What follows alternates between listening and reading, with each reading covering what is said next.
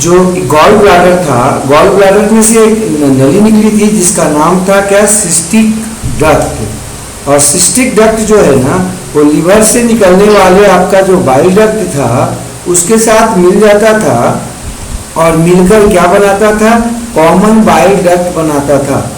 तो ये यहाँ पर हम कल यहाँ तक हम लोग आए थे, कल यहाँ तक आ गए थे कि लीवर से जो निकलने वाला आपका डक्ट था उस डक्ट का नाम था कॉमन हिपैटिक डक्ट। ठीक है, उस डक्ट का नाम था कॉमन हिपैटिक डक्ट। लेकिन जो आपका ना होंगे उनको शायद याद होगा, हम लोग पढ़ क्या रहे थे, लीवर पढ़ रहे थे। और लीवर में आपको बताए थे कि लीवर में हम लोग जो है ना शुरुआत किए थे कहाँ से, तो लीवर में कितना लोब था ये बताए थे आपको। टोटल आपका कुल 2 लोब प्रमुख था, जिसमें आपका राइट लोब और लेफ्ट लोब था। राइट लोब भी जो है ना आपका 3 और लोब में बटा हुआ था, क्वाड्रेट, काउडेट और राइट लोब प्रॉपर। उनमें भी कई लोब्यूल्स थे, प्रत्येक लोब्यूल में जो है ना हिपैटिक सेल्स था आपका। हाँ, हिपैटिक सेल का रो था और हिपैटिक सेल में से बाइल कैपिलरी निकलता था। ये सब कल का आपका पढ़ाई में हम लोग देखे थे। उसके बाद वहां पर बताए थे कि उन सब से हिपैटिक सेल जो था उसमें से जो है ना बाइल कैपिलरी निकलता था और अंततः जो है ना प्रत्येक लीवर के लेफ्ट और राइट जो आपका भाग था, जिसको लोब बोल रहे थे, राइट और लेफ्ट लोब, उसका दोनों का जो है ना नली आकर एक जगह पर मिलता था और उससे अंततः लीवर से एक बड़ा नली कॉमन हिपैटिक डक्ट के रूप में बाहर निकलता था। इसी में कल आपको और भी बताए थे हम कि कॉमन बाइल डक्ट जो है उसी में से जो आपका कॉमन बाइल डक्ट था वो जो बन गया था किससे, गॉल ब्लैडर से आकर नली से, और किससे, कॉमन हिपैटिक डक्ट से। वो अंततः आकर एक खुलता था बड़ा सा चैम्बर नुमा रचना में, जिसका नाम था एम्पुला ऑफ वैटर। ये एम्पुला ऑफ वैटर जो है रियली में कॉमन बाइल डक्ट के इधर से आकर खुलने से और पैनक्रियाज का डक्ट के आके खुलने से बनता है। मतलब कॉमन बाइल डक्ट जो है वो कॉमन बाइल डक्ट आपका वो एक नली था जिससे होकर आपका दोनों इसमें घुसते थे। कौन कौन घुसता था बाबू, एक तो कि लीवर आता था और दूसरा आता था पैनक्रियाज का डक्ट ओपनिंग, और ये दोनों आकर खुलते थे डियोडेनम में। एम्पुला ऑफ वैटर जो बताए थे, फुला हुआ जो रीजन आपको देख रहे हैं, ट्यूब देख रहे हैं फुला हुआ, इसमें आपको बताया था कि दोनों एंड पर जो है ना आपका क्या होता है, स्फिंक्टर मसल्स होता है। स्फिंक्टर मसल्स के बारे में आपको बताया था कि वैसा मसल्स जो किसी ओपनिंग को बंद करता है, किसी ओपनिंग को क्या करता है, बंद करके, या उसको आपका रबर बैंड जैसा कुछ हद तक होता है, जैसा कि हम देखते हैं लोग बाल वगैरह में लगाते हैं, तो वैसा कुछ बैंड था यहाँ पर। अब ये जो बैंड है, एक आपका बैंड जिसमें कॉमन बाइल डक्ट आकर खुल रहा था एम्पुला ऑफ वैटर में, वहां पर था, उसका नाम था स्फिंक्टर ऑफ बोयडेन या बोयडेन स्फिंक्टर। इसको खोजा था बोयडेन साहब ने। इसको क्या देखा गया कि ये तब तक बंद रहता है, यहाँ पर बंद रखता है इसको जब तक आपके डियोडेनम में कोई फूड ना आ जाए। डियोडेनम में जैसे ही फूड आता है, एक स्फिंक्टर ऑफ बोयडेन जो है या स्फिंक्टर बोयडेन जो है ये खुल जाता है और आपका इसमें से गॉल ब्लैडर कॉन्ट्रैक्ट करता है और इसमें से जो बाइल है वो आपका आ जाता है किसमें, एम्पुला ऑफ वैटर में। एम्पुला ऑफ वैटर से आपका फिर चला जाता है डियोडेनम में। ठीक है, तो क्या बोल रहे थे कि एम्पुला ऑफ वैटर जो है उसके दोनों एंड पर एक एक ओपनिंग था जो आपका गार्डेड था किससे, स्फिंक्टर मसल से। हाँ, कॉमन बाइल डक्ट के तरफ जो ओपनिंग है उस पर जो आपका मसल, जो आपका स्फिंक्टर था उसका नाम था स्फिंक्टर ऑफ बोयडेन। जबकि डियोडेनम के पास जाकर जब खुलता था वो एम्पुला ऑफ वैटर, वहां पर जो स्फिंक्टर था उसका नाम था स्फिंक्टर ऑफ ओडी। तो स्फिंक्टर ऑफ बोयडेन क्या करता है भाई, लीवर से जो आपका निकलता है बाइल उसको डायरेक्ट आने नहीं देता है बल्कि रोक के रखता है, और उस बाइल को अंततः जाना पड़ता है किसमें, गॉल ब्लैडर में जाके जमा होना पड़ता है। स्फिंक्टर ऑफ बोयडेन जो है वो बाइल निकलने को क्या करता है, कंट्रोल करता है कि बाइल कब गॉल ब्लैडर से निकले और कब ना निकले, अर्थात कब बाइल डियोडेनम में जाए और कब न जाए। तो डियोडेनम में जब जाना होगा बाइल को, तो बाइल कब जाएगा जी, तो आपको हम बताए थे कि डियोडनम में जब भी जाना होगा तब बाइल को, तो वो तब जाएगा जब डियोडनम में भोजन आ गया हो, और नहीं तो स्फिंक्टर ऑफ बोयडन जो है वो आपका बंद ही रहेगा। फिर आपको हम साथ में यहां पर बता रहे थे कि ये जो आपका है ये जो एम्पुला ऑफ वैटर है, ये जब खुलता है डियोडनम में तो वहां भी एक स्फिंक्टर मसल्स है। ये जो स्फिंक्टर मसल है वो आपका तब खुलता है जब उसको बाइल को निकालना होता है बाहर में। लेकिन इसका एक और खासियत है, ये कभी भी जो है ना भूल के भी जो है वो उधर से लौट के नहीं आने देता है। मतलब अगर डियोडनम में कोई भोजन है तो जाना चाहेगा ना, इधर तो ट्यूब है, नली है, खाली है, तो उसमें जाना चाहेगा, तो इस भोजन को इसमें जाने नहीं देता है। ठीक है, तो ये स्फिंक्टर ऑफ ओडी का काम क्या है कि जो फूड है डियोडनम में उसको एम्पुला ऑफ वैटर में इंटर करने से रोकता है। ऐसा कुछ हम लोग पढ़ रहे थे। ठीक है बाबू, अब हम इससे आगे जब पढ़े थे इसी को लिख दिए थे, एक्सप्लेन किए थे। कॉमन बाइल डक्ट क्या है, इसको क्या बोलते थे, डक्टस चोलेडोचस बोलते थे। और ये जो है ना बनता था किससे, सिस्टिक डक्ट के कॉमन हिपैटिक डक्ट के साथ मिलने से। इसी में आपको बताए थे एम्पुला ऑफ वैटर ये आपका कॉमन बाइल डक्ट के पैंक्रियाटिक डक्ट के साथ मिलने से बनता है और एक खुलता है अंततः किसमें, डियोडनम में। फिर आपको बताए थे स्फिंक्टर ऑफ बोयडन, जो अभी आपको हम दिखाए फिगर में, वो क्या करता था, सीबीडी जो था कॉमन बाइल डक्ट जो था उसको एम्पुला ऑफ वैटर में उसके ओपनिंग को क्या करता था, कंट्रोल करता था। अगला था स्फिंक्टर ऑफ ओडी। हाँ, ये सब अभी हम समझाए हैं, इसलिए इसको यहाँ पर जो है लिखा हुआ है वो आराम से आपको हो जाना चाहिए। स्फिंक्टर ऑफ ओडी के बारे में बता रहे कि ये भी आपका क्या है, स्फिंक्टर मसल है। स्फिंक्टर मसल्स का मतलब ऐसे हम टिश्यू में फिर से एनिमल टिश्यू में आपको बताएंगे, लेकिन आपके दिमाग में इतना आना ही चाहिए कि ये सर्कुलर बैंड होता है स्मूथ मसल फाइबर्स का, और जो क्या करता है आपका ओपनिंग को, किसी भी ओपनिंग को खोलता और बंद करता है उस तरह से जैसे रबड़ होता है मुंह पर लगा हुआ ओपनिंग का। तो ये क्या करता है, ओपनिंग को यहाँ पर नियंत्रित करता है किसका, एम्पुला ऑफ वैटर का, किसमें, डियोडनम में। अब हम आपको बाइल के बारे में बता दिए थे। बाइल जो था ना वो सिक्रीशन है किसका, लीवर का। लीवर से निकलने वाला जो आपका सिक्रीशन है जो डाइजेस्टिव सिस्टम में या डाइजेशन में शामिल होता है उसका नाम क्या है, बाइल। इस बाइल के बारे में बता रहे थे कि ये होता कैसा है, एलोइस ग्रीन होता है, और कुछ हद तक इसी के कारण आपका जो गॉल ब्लैडर होता है वो कैसा होता है, एलोइस ग्रीन होता है। हम पढ़ कहाँ रहे थे, लीवर में थे। लीवर से क्या पढ़ना शुरू किया, लीवर में पूरा स्ट्रक्चर पढ़ लिए। अब ये वर्तमान में हम क्या पढ़ रहे हैं, तो वर्तमान में ध्यान रखना, वर्तमान में हम जो पढ़ रहे हैं वो लीवर से निकलने वाला जो बाइल है जिसको पीत बोलते हैं हिंदी में, उसके बारे में पढ़ रहे हैं। रोजाना आपके जो आपका शरीर है या जो लीवर है वो करीब करीब आपका रोजाना 1 लीटर तो कम से कम जो है ना आपका बाइल रोज निकालता है। मतलब औसतन 1 लीटर बता रहे हैं हम, 800 से 1200 ml, 800 to 1200 ml जो है ना वो आपका रोजाना निकलता है बाइल। कहां से भाई, आपके लीवर से। इसका जो पीएच मान होता है वो अल्कलाइन होता है। अल्कलाइन का मतलब आप जानते ही होंगे शायद, 7 से ज्यादा अगर हो पीएच मान तो उसको हम लोग कहते हैं अल्कलाइन बोलते हैं। तो इसका जो पीएच मान होता है वो पीएच मान आपका कितना होता है, 7.5 में यहाँ पर आ गए थे कि बाइल जो है उसका अमाउंट कितना होता है। अमाउंट के बारे में बताने के बाद हम आपको आगे बढ़ते पीएच मान बता दिए थे, ये अल्कलाइन होता है। इसका केमिकल कंपोजिशन जो होता है वो आपका 97 से 89% जो होता है ना वो आपका केवल वाटर होता है। तो आप बोलोगे करीब करीब 10% का जो अंतर आ रहा है, क्यों आ रहा है भाई? तो देखो हम आपको बताए थे कि जो लीवर होता है, लीवर से जो बाइल निकलता है उसमें वाटर की मात्रा ज्यादा होता है। ठीक है, और वो जो है ना वो जब आपका गॉल ब्लैडर में जाता है तो गॉल ब्लैडर उसको क्या करता है, वाटर को एब्जॉर्ब करता है और उसको कंसंट्रेट करता है। तो आपका जो गॉल ब्लैडर था उसका 2 काम तो कम से कम बता ही सकते हो। पहला काम तो ये है कि वो आपका टेम्पोररी रूप में स्टोर करता है बाइल को, कहां से, लिवर से आए हुए बाइल को।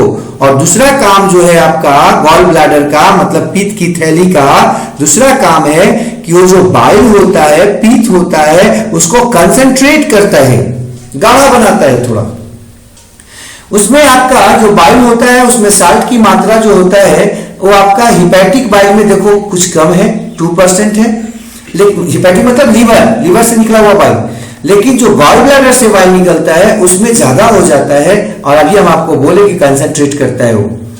अब महत्वपूर्ण जो है ना, महत्वपूर्ण कौन कौन सा आपका बाइल साल्ट है, हाँ बाइल में पाया जाने वाला महत्वपूर्ण साल्ट कौन कौन से है, तो आपको बताया यहाँ पर कि बाइल जो होता है उसमें जो साल्ट्स पाए जाते हैं वो आपका अलग अलग तरह का है भाई।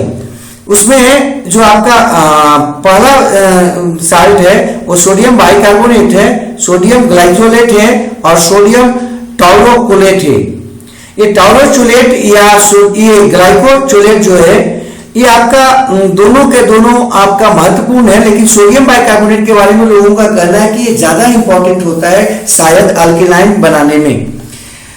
इन सब का काम क्या है आगे देखेंगे हम, ये करते क्या है ये भी हम आपको कल या पहले भी बताए थे, एक आध दिन पहले भी बताए थे कि ये आपके जो फैट था, बसा जो पार्ट है आपका किसमें, फूड में, उसको ये क्या करते हैं, उसको इमल्सिफाई करते हैं। इमल्सिफाई का मतलब उसके सरफेस एरिया को बढ़ाना, और कैसे क्या बढ़ाना है कल बताए थे, आज फिर बताएंगे, हम वहां पर आएंगे। अब हम बाइल पिगमेंट्स के बारे में बताते हैं। बाइल पिगमेंट जो है, बाइल में आपका कम से कम जो है 2 पिगमेंट तो आराम से आपको नजर आता है, एक है बिलीवर्डिन और एक होता है बिलीरुबिन। बिलीवर्डिन जो होता है वो आपका ग्रीन कलर का होता है, जबकि बिलीरुबिन जो होता है येलोइश गोल्डन होता है। बिलीरुबिन जो है ना वो आपका बिलीवर्डिन का रिड्यूस्ड फॉर्म होता है। इसके अलावा बाइल में और भी बहुत सारा चीज होता है, जैसे फैटी एसिड्स होता है, फैटी मटेरियल्स होता है, जिसमें लेसिथिन सबसे प्रमुख है। लेसिथिन के बारे में हम आपको कल भी चर्चा आया था, तो हम आपको किए थे कि लेसिथिन इतना इंपॉर्टेंट होता है कि अगर लेसिथिन ना हो तो क्या होता है, लेसिथिन के न रहने पर आपका जो कोलेस्ट्रॉल है वो आपका जमने लगता है क्रिस्टल के रूप में। तो लेसिथिन क्या करता है, सॉल्युबलाइज करता है कोलेस्ट्रॉल को, उसको जो ना सॉल्युबल बनाता है और एक जगह से दूसरे जगह जाने के लिए उसको तैयार करता है, उसको ले जाने का काम करता है। ठीक है, थोड़ा सा यहाँ पर हम कुछ नोट लिखे हैं, ये आपको नोट को देखना है। ठीक है, उस नोट में आते हैं, नोट यहाँ पर है गॉल ब्लैडर के बारे में। एक मिनट रुक जाइएगा, हम लोग गॉल ब्लैडर के बारे में बात कर रहे थे। यहाँ पर जो है ना कुछ गॉल स्टोन का बात हम कल भी किए थे आपसे। हाँ, स्टोन जो बन जाता है गॉल ब्लैडर में, उसके बारे में थोड़ा सा बात कर लें। आप सुनते होंगे कि हमारा लीवर में, कुछ लोग बोलते हैं कि हमारा लीवर जो है ना उसमें क्या हो गया है, स्टोन बन गया है। ये स्टोन से क्या मतलब था उसका, वो क्या कहना चाह रहे हैं वो हम देखते हैं यहाँ पर। ये जो स्टोन, ये जो आपका पीत की थैली जिसको बोल रहे थे, गॉल ब्लैडर बोल रहे थे, उसमें क्या होता है, क्रिस्टल आपका बन जाता है किसका, कोलेस्ट्रॉल का मिलनी, कुछ कैल्शियम भी हो सकता है, इवन आपके कुछ जो है और पार्टिकल्स भी हो सकते हैं। तो ये जो है आपके क्रिस्टल जो मटेरियल्स बन जाता है, स्ट्रक्चर बन जाता है गॉल ब्लैडर के अंदर, उसी को बोलते हैं हम क्या बाबू, गॉल स्टोन बोलते हैं। अब आपके मन में आएगा कि ये बनता क्यों है, तो यहां पर बता रहे हैं कि ये आपका कोलेस्ट्रॉल के क्रिस्टलाइज होने के कारण, प्रमुखता 60% करीब जो उसका हिस्सा होता है ना वो किसका होता है, कोलेस्ट्रॉल का होता है। और ये आप इसलिए कोलेस्ट्रॉल सबसे महत्वपूर्ण है, ऐसे कैल्शियम के कारण भी बनता है। आपको कल भी बताए थे हम इसके बारे में कि गॉल स्टोन बनने का कई रीजन है। इसमें पहला रीजन तो ये है कि अगर आप जो है ना कोलेस्ट्रॉल ज्यादा ले रहे हैं, कोलेस्ट्रॉल ज्यादा ले रहे हैं आप खाना में, फैटी जो है ना प्रोडक्ट ज्यादा खा रहे हैं। और दूसरा कारण जो है सबसे महत्वपूर्ण वो ये है कि लेसिथिन की मात्रा कम हो गई या बाइल साल्ट की मात्रा कम हो गई है। अगर बाइल साल्ट की मात्रा कम हो जाएगी तो क्या होता है, जो आपका कोलेस्ट्रॉल है वो आपका पूरी तरह से ट्रांसपोर्ट नहीं हो पाता है और ट्रांसपोर्ट न होने के कारण बाइल में जो आपका कोलेस्ट्रॉल है वो जमा होना शुरू हो जाता है क्रिस्टल के रूप में, और उसी पर धीरे धीरे अन्य जो मटेरियल्स होते हैं वो जमा होते जाते हैं और अंततः आपको वहां पर स्टोन मिल जाता है, वो आपका पत्थर मिलता है। इसका जो सिम्टम्स है वो सिम्टम्स क्या है, तो आपको आएगा कि गॉल स्टोन को कैसे रोकना है। हाँ, गॉल स्टोन को रोकने के लिए सबसे पहले तो कि जो है ना थोड़ा आप अगर फैट कम खाया करें, और अगर आप फैट खाते भी हैं तो क्या करें, थोड़ा मेहनत किया करें। शारीरिक मेहनत करने पर ये जो फैट है उसका उपयोग हो पाएगा, प्लस वाटर पानी खूब ले, काम भर पानी ले, और कभी कभी जो है ना रेस्ट दिया करें बॉडी को। रेस्ट देने का मतलब यहाँ पर है कि मतलब भोजन जो है ना, भोजन से रेस्ट बोल रहे हैं हम। कभी कभी आप क्या करो, भोजन से रेस्ट दिया करो। अब भोजन का रेस्ट लेने से मतलब है कि काफी उपवास हल्का किया करो या कम भोजन लिया करो, जिससे क्या होगा आपका डाइजेस्टिव सिस्टम जो है ना अपने आप को कंप्लीट कर देता है। सुबह में अगर आप नींबू पानी ले लेते हो थोड़ा सा सुबह जगने के बाद, तो वो भी उसके बारे में भी कहा जाता है कि वो कुछ हद तक शायद हटाने में गोल स्टोन का सहायक होता है, या गोल स्टोन अगर छोटा मोटा होगा उसको बाहर निकालने में वो मदद करता है। तो खैर सिम्टम्स क्या है, कैसे पहचानोगे, तो आपका जो है ना आपका जो पीठ है जहां पर आपको बताया था दाहिने साइड में, यहां पर हम आपको बताए थे लीवर के बारे में, वहां पर दर्द होगा पीछे के तरफ या आगे के तरफ, अपर एब्डोमेन में आपको दर्द होता है। अगर दर्द है और ये दर्द लगातार बना रह रहा है, मतलब खाना खाने के बाद कॉमनली ये ज्यादा हो जाता है, तो ये आपका लक्षण हो सकता है कि गॉल ब्लैडर में स्टोन का हो। या फिर क्रैम्प होता है, वहां पर रहेगा ना अपर एब्डोमिनल रीजन में या बैक में कि कुछ दर्द हो रहा है बहुत ज्यादा, क्रैम्प ऐंठन हो जा रहा है, क्या एक लगेगा वहां पर कुछ, जैसे लोग बोलते हैं पीढ़ी चढ़ जाता है, ऐसा कुछ, ये ऐसा कुछ हो रहा है, तो ये लक्षण आपका हो सकता है किडनी में क्या बोलते हैं स्टोन यहां पर बन गया है गॉल ब्लैडर में। अब सिम्टम्स में दूसरा क्या हो सकता है, आपका डाइजेशन ठीक से नहीं होगा, क्योंकि जब स्टोन बनेगा तो आपका बाइल का जो मूवमेंट है कहां से, गॉल ब्लैडर से आपके डिओडेनम में, वो कम होगा, तो आपका पाचन ठीक से डाइजेशन नहीं होगा, खास करके फैटी जो फूड होंगे वो आपका ठीक से नहीं पचेंगे, और इसके चलते आपको वो आपके फीसेस में, मल में जो है ना फैट का मात्रा बढ़ जाएगा, फैटी हो जाएगा वो। फिर नौसिया आपको होगा, नौसिया मतलब जी मिचलाना, हाँ हमेशा लगेगा कि जो है ना आपको कैट वोमिटिंग जैसा महसूस हो रहा है, हो या ना हो लेकिन महसूस जरूर होगा। और अगर हो जाता है, फेंक रहे हो आप, कैट कर दे रहे हो, तब तो फिर आपको वोमिटिंग है, वो तो समझ ही में आपको आ रहा होगा। अगला जो हम बात कर रहे हैं इसमें ट्रीटमेंट क्या करना है, तो कुछ दवा अभी दी जाती है, अगर शुरुआत में ही मालूम हो जाए तो दवाओं के द्वारा अब इसको जो है ना गलाना या हटाना वहां से संभव है, समाप्त करना अब संभव है। प्लस इसको अभी अल्ट्रासाउंड का वायरस, यहाँ पर हम क्या करते हैं, अल्ट्रासाउंड डालते हैं उस जगह पर। अल्ट्रासाउंड के बारे में आप लोग शायद जानते होंगे, वैसा साउंड जो हमारे सुनने से ज्यादा का हो, मतलब कि आप कह सकते हो कि जितना आप सुनने वाले ऑडिबल साउंड है 20,000 हर्ट्ज तक आपको बताए थे, पीछे हम ईयर वगैरह पढ़ाए थे, तो ईयर में आपको बताए थे कि 20 हर्ट्ज से हम लोग 20,000 हर्ट्ज तक आराम से सुन पाते हैं। तो 20,000 हर्ट्ज से ऊपर का जो साउंड होगा और वो कुछ हद तक अल्ट्रासाउंड में आता है, और चूंकि उसका एनर्जी ज्यादा होता है, तो एनर्जी ज्यादा होने के कारण वो क्या करता है, वाइब्रेशन देता है, वहां पर वो एनर्जी देगा और उसको तोड़ देगा। तो जब वो उसको तोड़ेगा, किसको, पत्थर को जो है ना वो चूर करेगा, तो इससे भी आप निकाल सकते हो, और इसको कहते हैं लिथोट्रिप्सी। तो लिथोट्रिप्सी क्या है, अल्ट्रासाउंड की मदद से स्टोन को तोड़ना।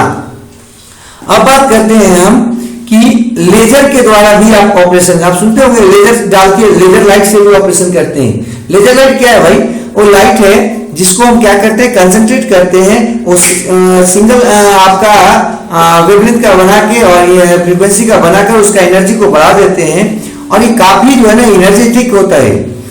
तो ये अगर आप लेजर से भी उसको जो है ना ऑपरेशन कर सकते हैं, लेजर से भी उसको समाप्त कर सकते हैं।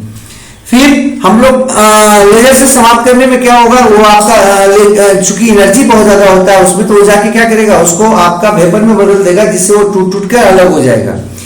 और सबसे लास्ट, अगर ये सबसे भी नहीं हो तो फिर फाड़ के उसको निकाल देते हैं गॉल ब्लैडर के साथ। सोचो इसमें गॉल ब्लैडर को टोटल के टोटल गॉल ब्लैडर को निकाल जाना पड़ जाता है, क्योंकि और एक बार जो है ना काटने और सीने के बाद गॉल ब्लैडर जो है ना वो आपका उतना इफेक्टिव नहीं रह जाता। तो लोग क्या करते हैं, अगर ज्यादा मात्रा में है उसमें स्टोन और फंसा हुआ है तो सिंपली उसको गॉल ब्लैडर को ही रिमूव कर देते हैं। इसको क्लासिकल ट्रीटमेंट कहते हैं। जिसका भी गॉल ब्लैडर जो है ना वो सर्जिकल रिमूवल हो जाता है, उसका सर्जिकली रूप से रिमूवल हो जाता है, उसको थोड़ा फैट वगैरह डाइजेस्ट करने में दिक्कत होता है, ठीक है। प्लस उनको बार बार पीक महसूस होता है, बाइल जो है ना वो लगता है कि हमारा इंटेस्टाइन में ज्यादा आ रहा है। क्यों? क्योंकि अब डायरेक्ट आएगा, लीवर से डायरेक्ट आ जाएगा। आपको हम पीछे बताए थे कि लीवर से पहले आता था कहाँ है, गॉल ब्लैडर में स्टोर होता था। अब गॉल ब्लैडर है ही नहीं तो डायरेक्ट क्या होगा, आपका इंटेस्टाइन में चला आएगा। सिक्रीशन हमेशा आते रहेगा, कहां से, लीवर से। लीवर से सिक्रीशन निकलते रहेगा और लगातार आएगा। अब है कि दो तीन चीज इसी में नोट में था। आप जॉन्डिस का नाम सुने होंगे। जॉन्डिस का मतलब ही होता है आपका पीला हो जाता है, लीवर का इल फंक्शनिंग होना, ठीक से काम नहीं करना। लेकिन जॉन्डिस कई प्रकार के होते हैं, उसमें एक जॉन्डिस है ऑब्स्ट्रक्टिव जॉन्डिस, है ना, रुकावट के कारण होने वाला जॉन्डिस। इसमें क्या होता है कि जब आपका किसी कारणवश, जैसे आपका गॉल स्टोन बन गया या कुछ और भी हो सकता है कारण, श्रिंक कर गया, अगर कुछ और कारण से गॉल ब्लैडर जो होता है उससे आपका जो बाइल है वो बाहर न निकल पाए या निकलना उसको मुश्किल हो जाए, कम निकले, तो इसको कहते हैं ऑब्स्ट्रक्टिव जॉन्डिस। ये आपका वही रंग आएगा, आपका जो स्किन होगा वो आपका कैसा हो जाता है, पीला नजर आने लगता है, आई पे आ जाता है। ये सब आप जॉन्डिस के बारे में कुछ हद तक जानते भी हैं। अब हम बात करते हैं कि आखिर कैसे गॉल ब्लैडर में जाके जमा हो गया तो गॉल ब्लैडर से बाहर कैसे आएगा। तो आपको बताया था कि गॉल ब्लैडर से बाहर आने के लिए डियोडेनम में भोजन चाहिए। और डियोडेनम में जो भोजन आता है कहां से आता है, स्टोमक से आता है, पीछे से बताते आ रहे हैं। और वो जो भोजन होता है अधपचा होता है, अनपचा नहीं बोलेंगे, अधपचा होता है, मतलब पार्शियल डाइजेस्टेड होता है और उसको बोलते हैं काइम। हाँ, काइम बोलते हैं। तो ये जो काइम होता है ना, वो काइम जैसे ही आता है डियोडेनम में तो क्या होता है, आपका वहां से सीसीके निकलता है। सीसीके जो है ना, जिसका पूरा नाम है चोलेसिस्टोकाइनिन। ये आपका कोलेसिस्टोकाइनिन, या लोग इसको चोले पढ़ते, जो जैसे आपको जो अच्छा लगे ऐसे कोलेसिस्टोकाइनिन हम लोग समान रूप से बोलते हैं इसको। लेकिन कुछ बच्चों का हम सुने कि सर सीएच है तो चलो बोलो यार, ठीक है। कोलेसिस्टोकाइनिन जो है एक क्या है, इंटेस्टिनल हार्मोन है। वो तब निकलता है जब आपका डियोडेनम में काइम आ जाता है। काइम क्या था भाई, फैट ढेर सारा मात्रा में पार्शियली डाइजेस्टेड फूड में होता है। और ये आता कहां से था, स्टोमक से आता था, डाइजेस्ट होकर कुछ हद तक पार्शियल डाइजेस्ट होकर। और ये क्या करता है, जाकर गॉल ब्लैडर को स्टिमुलेट करता है और गॉल ब्लैडर जो है ऐसे श्रिंक करता है, उसके दीवार जो है ना वैसे श्रिंक करते हैं, कॉन्ट्रैक्ट करता है। कॉन्ट्रैक्ट करने के कारण उसमें जो आपका बाइल था वो ऊज आउट हो जाता है, आ जाता है कहां पर, तो आपको पीछे बताए थे कि वो आ जाएगा फिर स्पिंक्टर मसल्स के द्वारा जो गार्डेड था वहां से होते हुए आपका एम्पुला ऑफ वैटर में आ जाएगा, एम्पुला ऑफ वैटर से डियोडेनम में आ जाएगा। तो ये आपको हम लोग देखना चाह रहे थे किसके बारे में बाबू, कुछ आपके स्टोन के बारे में, उसके कैसे ठीक हो सकते हैं सो बारे में देखे। नेक्स्ट जो है अगला है फंक्शंस ऑफ बाइल। बाइल से संबंधित जो था ना वो बात पीछे देखे हम। अब नेक्स्ट जो बात हम करते हैं वो है फंक्शंस ऑफ बाइल। अब फंक्शंस ऑफ बाइल में आ जाते हैं। सबसे पहला काम इसका ये है कि जो भोजन आया है स्टोमक में से, तो स्टोमक में से जो भोजन आया होगा वो भोजन कैसा होगा, तो आपको बताया थे कि स्टोमक जो होता है उसमें HCl निकलता है और HCl निकलने के कारण भोजन कैसा हो जाता है, भोजन जो होता है वो आपका हाईली एसिडिक होता है। अब एसिडिक होने के कारण ये भोजन जो है आकर डाइजेस्ट नहीं हो पाएगा स्मॉल इंटेस्टाइन में या डियोडेनम में, क्योंकि स्मॉल इंटेस्टाइन या डियोडेनम जो होता है उसमें जो डाइजेस्टिव आपका एंजाइम्स होते हैं वो एसिडिक मीडियम में काम नहीं कर पाते हैं, उनके लिए मीडियम अल्केलाइन चाहिए, तब वो काम कर पाएंगे। तो सबसे पहला काम बाइल का होता है कि वो एसिडिक मीडियम को अल्केलाइन में कन्वर्ट कर देता है भोजन का। दूसरा क्या करता है, ये फैट को तोड़ देता है स्मॉल पीसेस में, छोटे छोटे टुकड़ों में, और इसको कहते हैं इमल्सिफिकेशन ऑफ फैट। और इमल्सिफिकेशन ऑफ फैट के बारे में कल भी हम आपको डिटेल से बताए थे कि इमल्सिफिकेशन ऑफ फैट मतलब ये समझ लो कि छोटा छोटा बुलबुला बनना। हाँ, पानी जब पड़ता होगा तो आप देखेंगे छोटा छोटा बुलबुला ढेर सारा होता है, वो सारे बुलबुले जमा होके एक जगह पर गुच्छा बनाते हैं और फिर एक बड़ा सा बुलबुला में बदल जाते हैं। तो आपके भोजन में जो फैट है उसको बड़ा बुलबुला समझ लो, और उसी का छोटा छोटा बुलबुला के रूप में अलग अलग हो जाना, ये क्या कहलाता है, यहाँ पर इमल्सिफिकेशन कहलाएगा अगर वो फैट होता तो। मतलब फैट में डाइजेशन नहीं हो रहा है, सिर्फ उसका फिजिकल सेपरेशन हो रहा है, छोटे छोटे टुकड़ों में बांटा जा रहा है। हम इसके लिए कल एक एग्जाम्पल भी आपको लिए थे इसी का, कि आप दूध वगैरह में देख सकते हो। दूध जो है, दूध में आप देखते होंगे कि दूध में आपका बसा है, लेकिन उस बसा को हम देख नहीं पाते। क्यों भाई? एक आध ड्रॉप्स आपका हो सकता है वो आपको नजर आए कुछ तेल जैसा, न ऐसे नजर नहीं आता है, लेकिन उसी दूध को जब मथा जाता है, सेंट्रीफ्यूगेशन कराया जाता है, तो आपका पूरा का पूरा फैट एग्रीगेट होने लगता है, इकट्ठा होने लगता है। तो ऐसा क्यों होता है? तो होता क्या है कि वो जो दूध में फैट है वो आपका इमल्सिफाइड फॉर्म में रहता है, मतलब फैला हुआ रहता है, अलग अलग मॉलिक्यूल छोटे छोटे टुकड़ों में अलग होते हैं, अलग रहते हैं। लेकिन वही जो है ना आपका क्या हो जाए, वही जो आपका हिस्सा क्या हो, आपका एक जगह पर जब एग्रीगेट हो जाए तो आपको मक्खन के रूप में या बड़ा सा फैट का जो है ना वो आपका समूह के रूप में नजर आता है। तो इमल्सिफिकेशन आपको जो है ना समझ में आ जाना चाहिए, इमल्सिफिकेशन डाइजेशन नहीं है, बल्कि क्या है, वो आपका छोटे टुकड़ों में बंटना है, किसका, फैट का, और किया जाता है किसके द्वारा, बाइल साल्ट के द्वारा। ठीक है, ये केमिकली नहीं होता है, इसलिए कभी भी बाइल को हम डाइजेस्टिव इंजाइम नहीं कहते, इसको हम लोग क्या कहते हैं, इसको हम सहायक कहते हैं, लेकिन डाइजेस्टिव इंजाइम नहीं कहते। कोई पूछेगा क्यों भाई, तो बोलना कि यहाँ पर डाइजेस्टिव इंजाइम नहीं होता है, इसलिए इसको डाइजेस्टिव इंजाइम नहीं कहते, पहला चीज। दूसरा चीज, ये आपका बॉन्ड लेवल पर नहीं होता है, केमिकली डाइजेस्ट नहीं करता है, ये क्या करता है, फिजिकली उसका फ्रेगमेंटेशन करता है। तो अब हम लोग शुरू करते हैं फंक्शंस ऑफ लीवर। लीवर के कई फंक्शंस हैं। सबसे पहला फंक्शन तो ये देख लिया कि बाइल को निकालना, मतलब सेक्रेटरी फंक्शंस। तो जो आपका लीवर होता है उसका सबसे प्रमुख काम अगर डाइजेशन में माना जाए तो वो क्या है, बाइल को निकालना।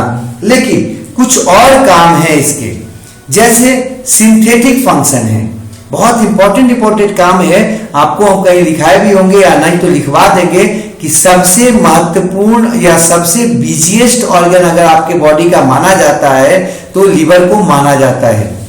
तो दूसरा इसका था सिंथेटिक फंक्शन। सिंथेटिक फंक्शन में क्या है कि लीवर जो है ना वो ढेर सारा ब्लड प्लाज्मा प्रोटीन का नाम आप सुने होंगे, आप सुनते होंगे, जानते होंगे कि जो प्लाज्मा प्रोटीन है, ब्लड प्लाज्मा प्रोटीन, वो आपको ब्लड क्लॉटिंग में मदद करता है, या और ढेर सारे काम जैसे ऑस्मोटिक प्रेशर को बना के मेंटेन करके रखता है ब्लड को।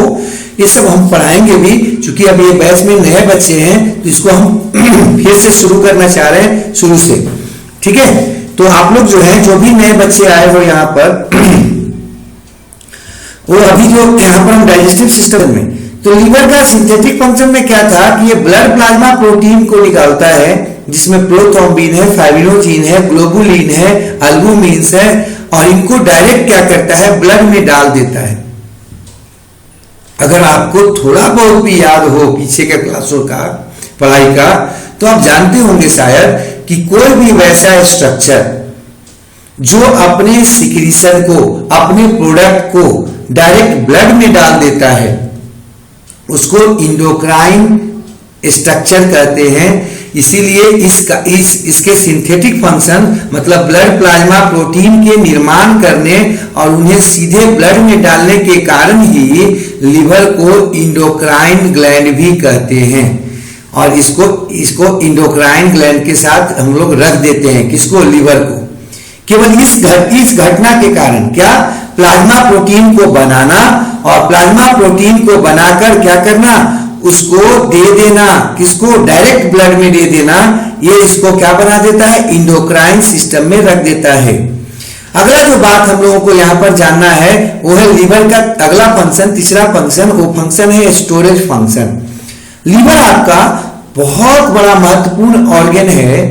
इसका एक और प्रमाण आपको मिलता है, देखो यहां पर स्टोरेज करने के लिए आपके बॉडी में जो फैट आपका स्टोर होता है उसका कुछ पोर्शन आपका अगर ज्यादा मात्रा में फैट हो तो लीवर में भी होता है।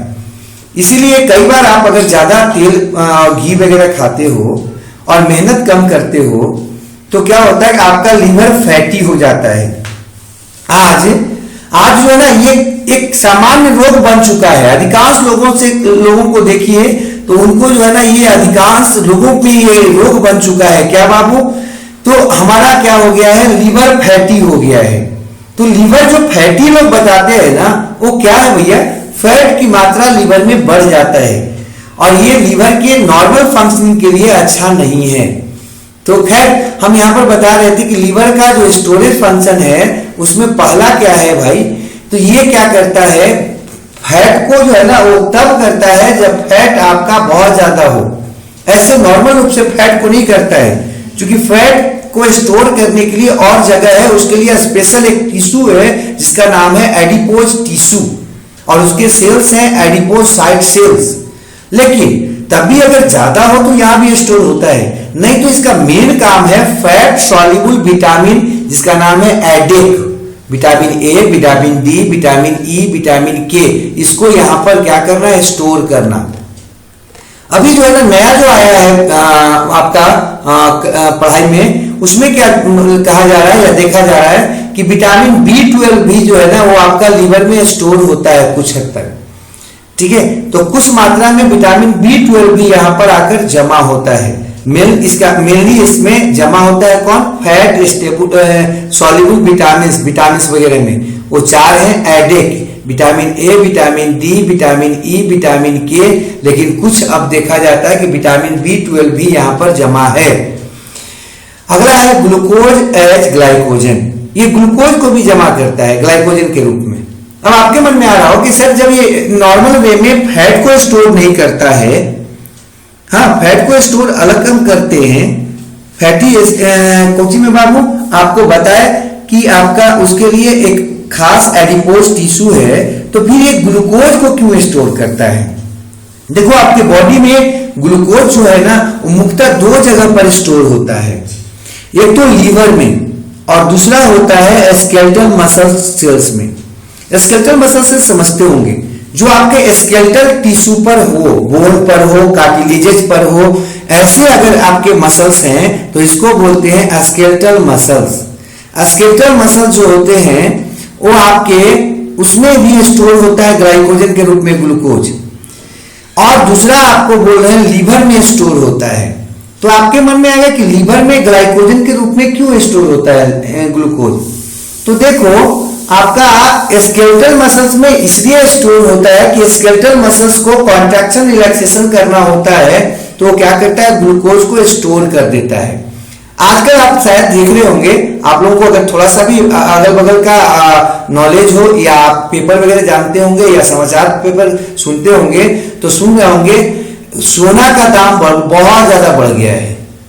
ये सोना का दाम क्यों बढ़ गया है? अभी कोरोना जो आया है लोगों के दिमाग में ये समझ ये बात तो आ चुका है कि पैसा का बहुत ज्यादा महत्व नहीं है, लेकिन तब भी वो अपने भविष्य की चिंता को लेकर थोड़ा चिंतित हैं। तो वो क्या कर रहे हैं कि अपने जो भी मटेरियल्स है, कुछ पैसा वगैरह है, उसको वो क्या कर रहे हैं, स्टोर कर रहे हैं सोना के रूप में। मतलब पैसा को कन्वर्ट कर दे रहे हैं सोना के रूप में।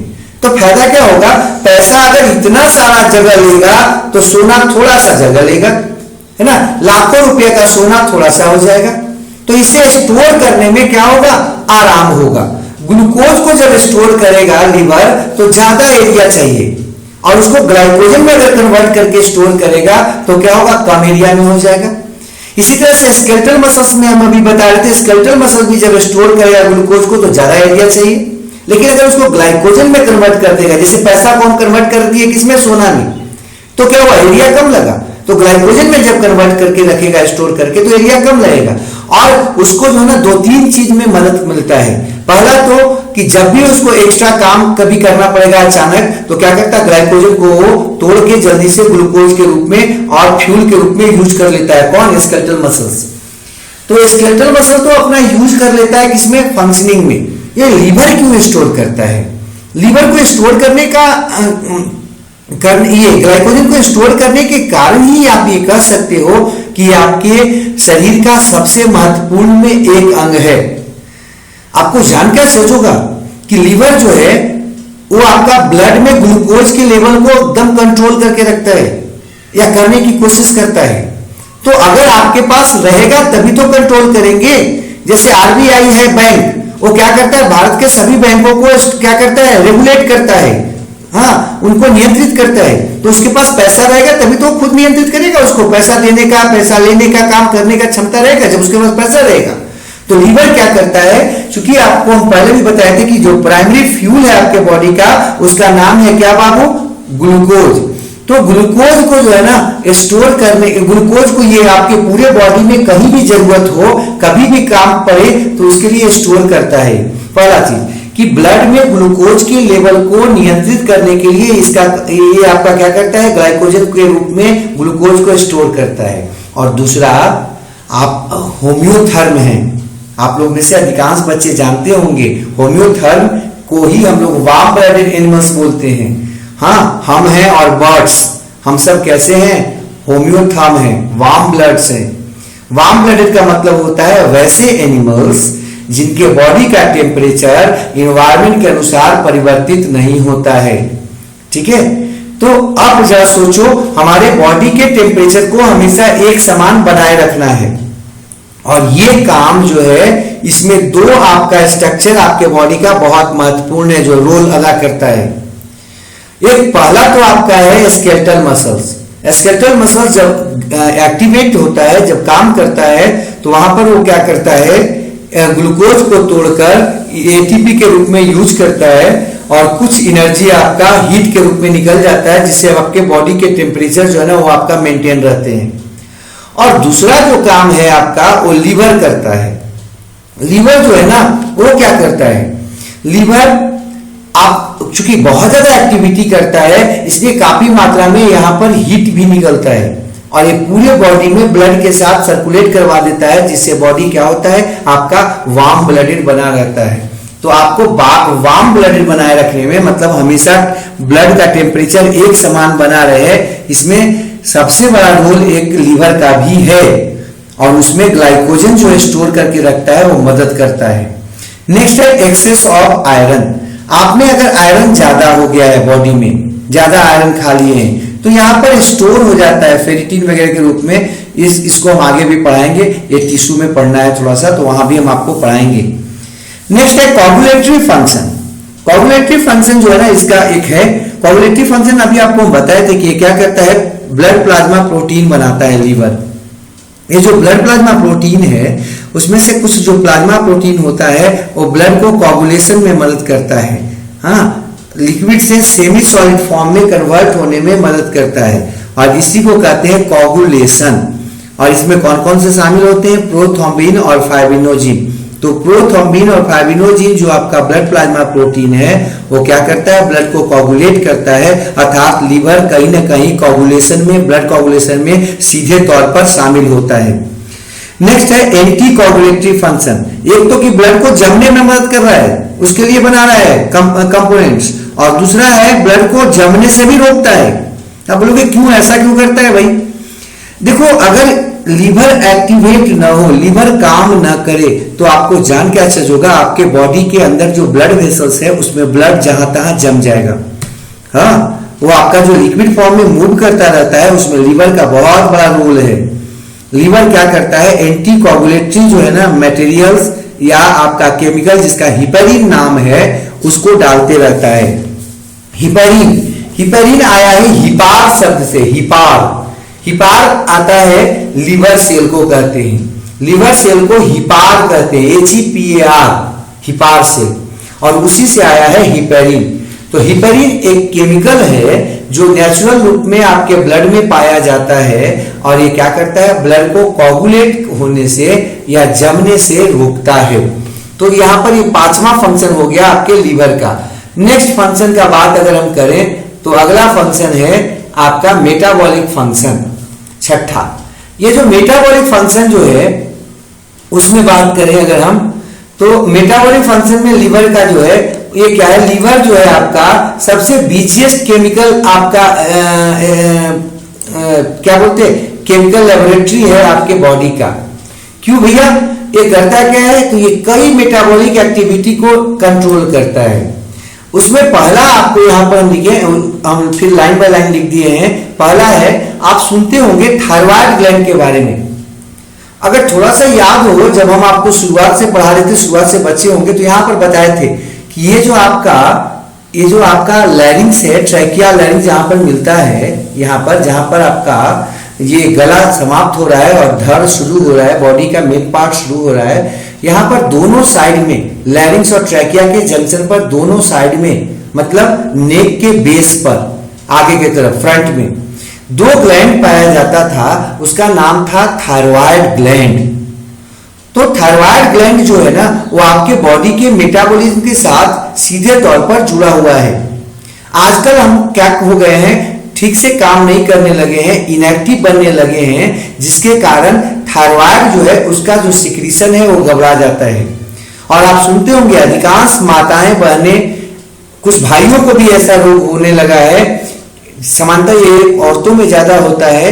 क्या होता है कि वो बोलते हैं कि हम खाना कम खाते तब भी बॉडी फूलता जा रहा है, ठीक है, हमको डर लगता है, अचानक जो है पसीना आने लगता है, हमको जो है ना वो कुछ भय बना रहता है हमेशा, कभी कभी खूब ठंडा लगता है हमको, ऐसा कुछ बॉडी में उनका होने लगा है। और इसलिए होने लगा कि थायराइड ठीक से काम नहीं करता है। तो थायराइड से हार्मोन निकलता है दो प्रकार का, मेनली हम यहाँ पर जो बात करें जो हमको यहाँ से रिलेटेड है। पहला है थायरॉक्सिन, या इसी को T4 बोलते हैं, टेट्रा आयोडोथायरोनिन, और एक है T3, ठीक है।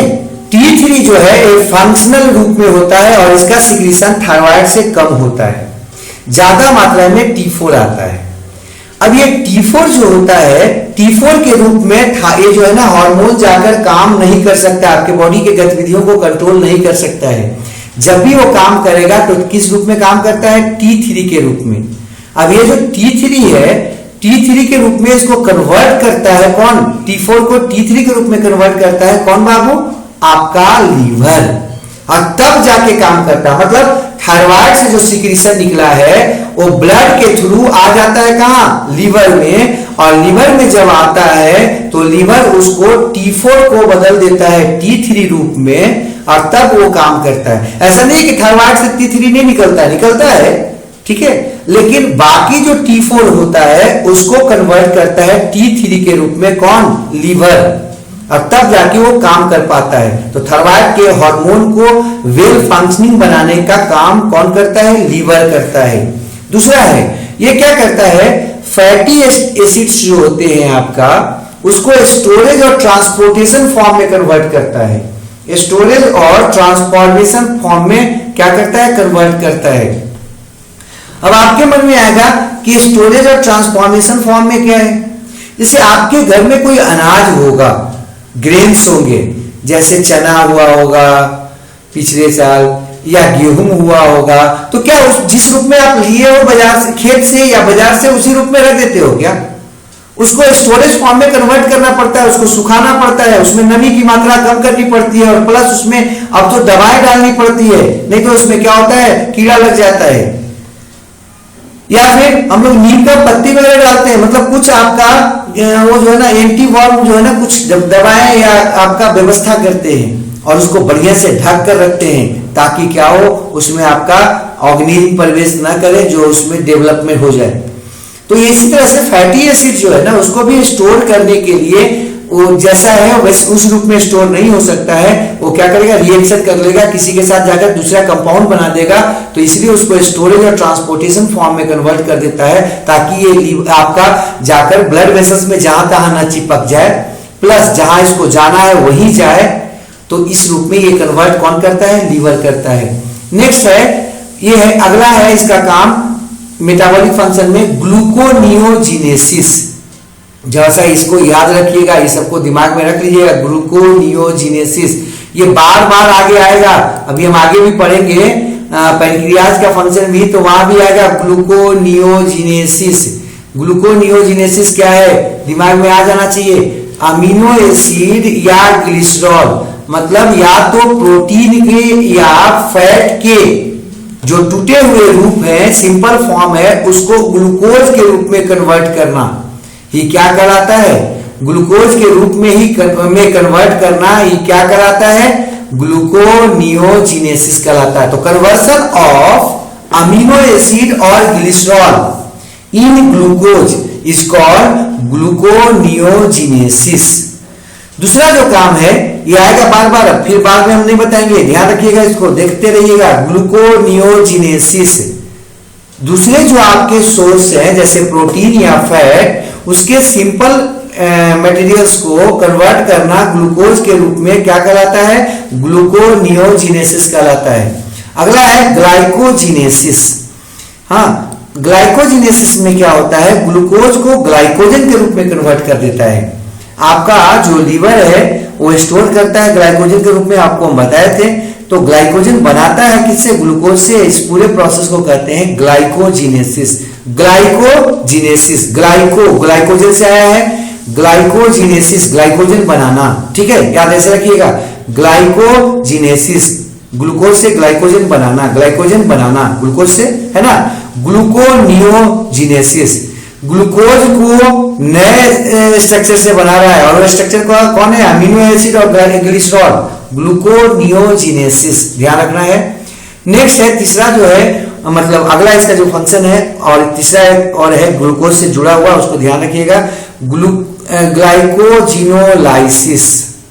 ग्लाइकोजिनोलाइसिस या ग्लाइकोजिनेसिस भी हो सकता है, वो तो आपको बता दिए। और एक है ग्लाइकोजिनोलाइसिस, यहां पर देखिए इसिस है मतलब बनाना, और लाइसिस है मतलब टूटना।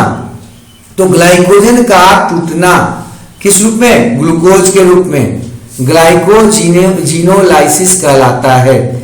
और ग्लाइकोजन का बनना ग्लाइकोजिनेसिस हो जाएगा। लाइसिस मतलब टूटना, एसिस मतलब बनना, और जीनेसिस ग्लूकोजिनेसिस, ग्लूकोनियोजिनेसिस, नियो है ना, ग्लूकोज को दूसरे सोर्स से बनाना, ठीक है, कार्बोहाइड्रेट के अलावा किसी और सोर्स से प्राप्त करना, ग्लूकोनियोजिनेसिस हो जाएगा ये सब। उसके बाद हम आते हैं थर्मोरेगुलेटरी फंक्शन ऑफ लीवर में। लीवर का कुछ और फंक्शन है, एक है थर्मोरेगुलेटरी फंक्शन। थर्मोरेगुलेटरी फंक्शन में अगर हम आते हैं तो इसमें आ जाइए कि वार्म ब्लड रेट जो होता है उसके बॉडी के टेम्परेचर को हमेशा एक समान बना के रखता है, ये आपको हम अभी पीछे बताए थे, हो जाएगा ये। अगला है होम्योपोएटिक फंक्शन। देखो होम्यो भी बोलते हैं तो गलती हो जाएगा, हीमोपोएटिक बोलिएगा, ध्यान रखिएगा। हम कुछ बच्चों को पढ़ते हुए देखे, इसलिए हम आपको होम्यो बोल के देखे कि बच्चा कुछ हो नहीं, हीमो। अब हीमो का स्पेलिंग या तो HEMO होगा या HAEMO होगा। तो हीमोपोएटिक, हीमो मतलब हो गया हीमोग्लोबिन और आरबीसी, पोएटिक मतलब निर्माण। हीमोग्लोबिन को बनाने का काम करता है, मतलब कि आरबीसी को बनाने का काम करता है।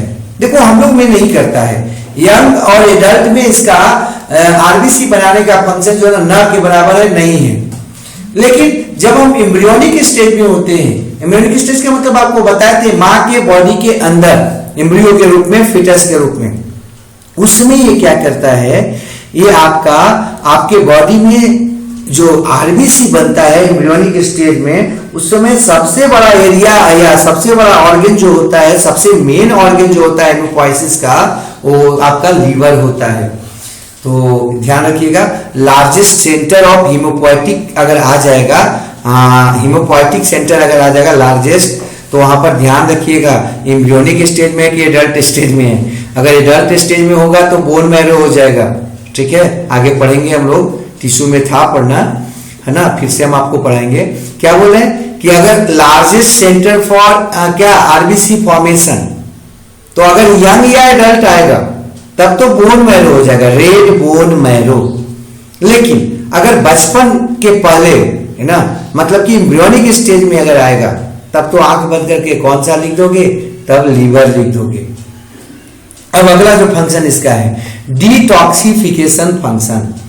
आप सुने होंगे कि कोई जो है ना किसी भी तरह का जहर या किसी भी तरह का केमिकल्स जो आपके लिए हार्मफुल है, वो जब बॉडी के अंदर जाता है ना तो सबसे पहले लीवर पर ही जाता है, लीवर ही उसको अपने पास बुलाता है और उसको या तो डिटॉक्सिफाई करता है या उसको इनएक्टिव कर देता है। डिटॉक्सिफिकेशन में हो सकता है कि उसको डिस्ट्रैक्ट कर दे या छोटे छोटे मॉलिक्यूल्स में तोड़ दे, या इनएक्टिव कर देता है मतलब उसको ढक देता है, उसको आपको एक साइड में डाल के रख देता है। तो आप जो भी आप सुनते होंगे कि कोई शराब पिया उसका लीवर खराब हो गया, कोई दवा खूब खाया आपका दर्द का उसका किडनी या लीवर खराब हो गया, क्यों ऐसा क्यों होता है? तो वो सारे के सारे जो टॉक्सिक मटेरियल्स या केमिकल्स होते हैं जो हम बाहर से खाते हैं, वो सब पहले लीवर पर जाता है और लीवर उसको क्या करता है, उसका प्रोसेसिंग करता है। कई बार प्रोसेसिंग करने में उसका क्या होता है, खुद का भी डैमेज हो जाता है और लीवर डैमेज होने लगता है, क्योंकि वो जहरीला चीज है। आप देखते होंगे जैसे आग पर हम रोटी सेकते हैं तो कई बार हमारी आग हाथ भी जलती है और हमारा हाथ भी गर्म होता है, कुछ हद तक यही होता है लीवर के साथ।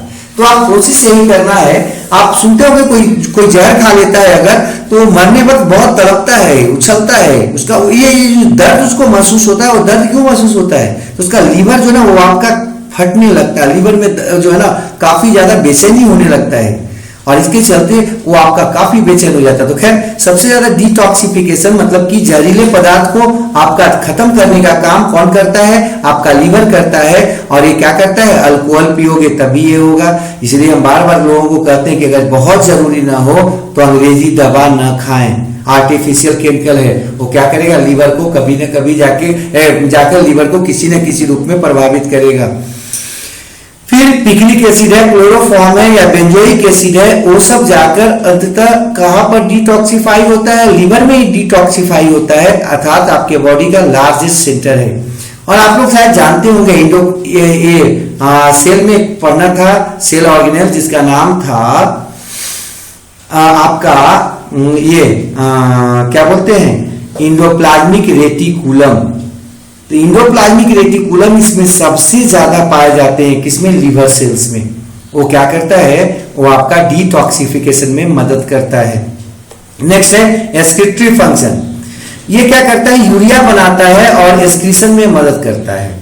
आपके बॉडी में जो भी यूरिया होता है ना, उसको ये बाहर निकलने में, सॉरी, जो भी आपका नाइट्रोजनस बेस्ड होता है उसको ये यूरिया में कन्वर्ट करके यूरिया साइकिल के द्वारा और बाहर निकलने में मदद करता है, मतलब एक्सक्रीशन में मदद करता है।